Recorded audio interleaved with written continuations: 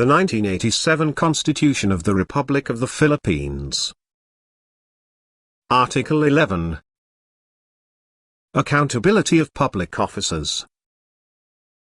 Section 1. Public office is a public trust. Public officers and employees must at all times be accountable to the people, serve them with utmost responsibility, integrity, loyalty, and efficiency, act with patriotism and justice, and lead modest lives.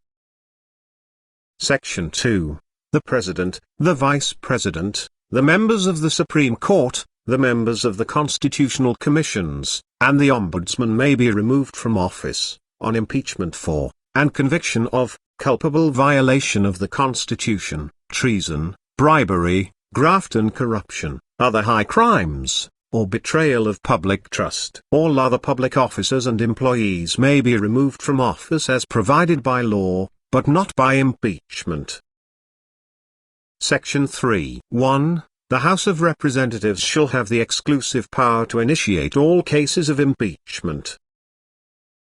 2. A verified complaint for impeachment may be filed by any member of the House of Representatives or by any citizen upon a resolution of endorsement by any member thereof, which shall be included in the order of business within 10 session days, and referred to the proper committee within 3 session days thereafter. The committee, after hearing, and by a majority vote of all its members, shall submit its report to the House within 60 session days from such referral, together with the corresponding resolution. The resolution shall be calendared for consideration by the House within 10 session days from receipt thereof.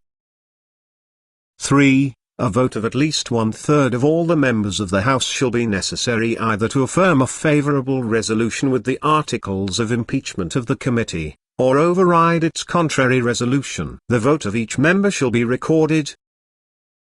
4. In case the verified complaint or resolution of impeachment is filed by at least 1/3 of all the members of the House, the same shall constitute the articles of impeachment, and trial by the Senate shall forthwith proceed.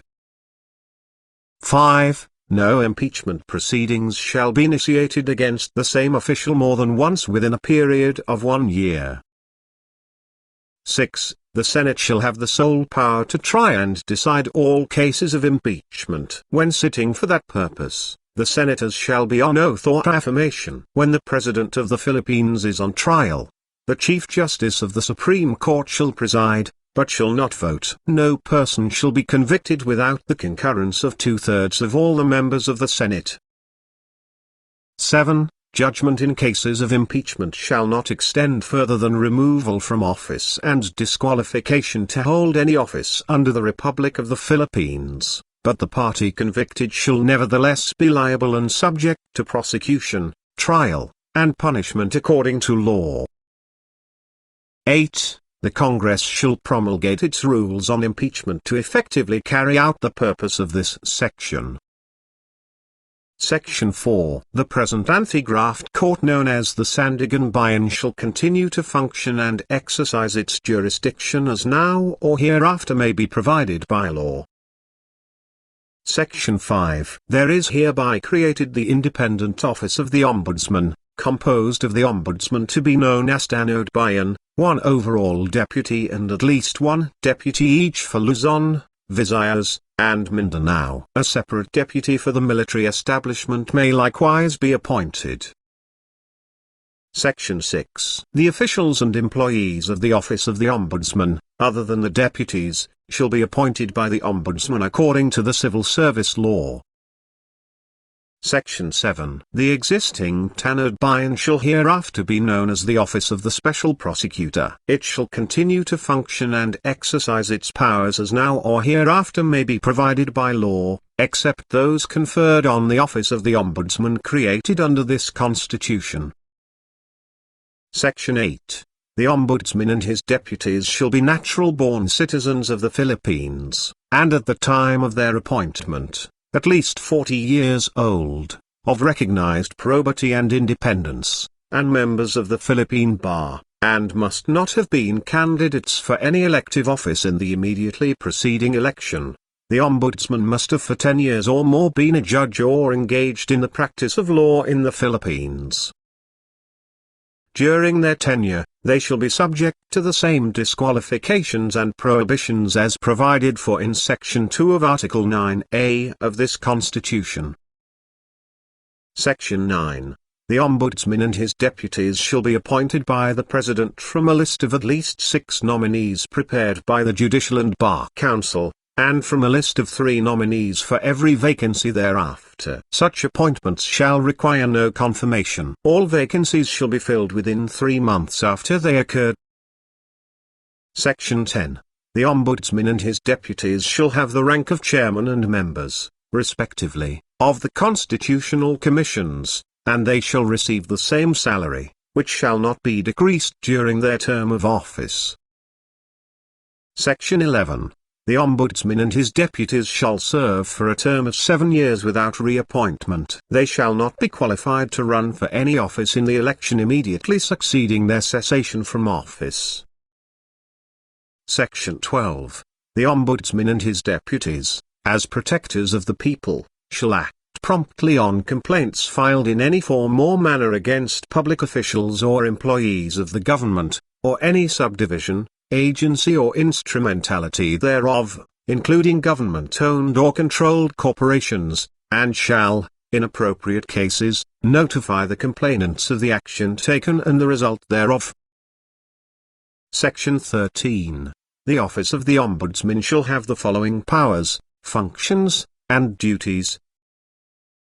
1. Investigate on its own, or on complaint by any person, any act or omission of any public official, employee, office or agency, when such act or omission appears to be illegal, unjust, improper, or inefficient. 2. Direct, upon complaint or at its own instance, any public official or employee of the government, or any subdivision, agency or instrumentality thereof, as well as of any government-owned or controlled corporation with original charter, to perform and expedite any act or duty required by law, or to stop, prevent, and correct any abuse or impropriety in the performance of duties. 3. Direct the officer concerned to take appropriate action against a public official or employee at fault, and recommend his removal, suspension, demotion, fine, censure, or prosecution, and ensure compliance therewith. 4. Direct the officer concerned, in any appropriate case, and subject to such limitations as may be provided by law, to furnish it with copies of documents relating to contracts or transactions entered into by his office involving the disbursement or use of public funds or properties, and report any irregularity to the Commission on Audit for appropriate action. 5. Request any government agency for assistance and information necessary in the discharge of its responsibilities, and to examine, if necessary, pertinent records and documents. 6. Publicize matters covered by its investigation when circumstances so warrant and with due prudence. 7. Determine the causes of inefficiency, red tape, mismanagement, fraud, and corruption in the government and make recommendations for their elimination and the observance of high standards of ethics and efficiency. 8. Promulgate its rules of procedure and exercise such other powers or perform such functions or duties as may be provided by law. Section 14. The office of the Ombudsman shall enjoy fiscal autonomy. Its approved annual appropriations shall be automatically and regularly released. Section 15. The right of the state to recover properties unlawfully acquired by public officials or employees, from them or from their nominees or transferees, shall not be barred by prescription, laches, or estoppel.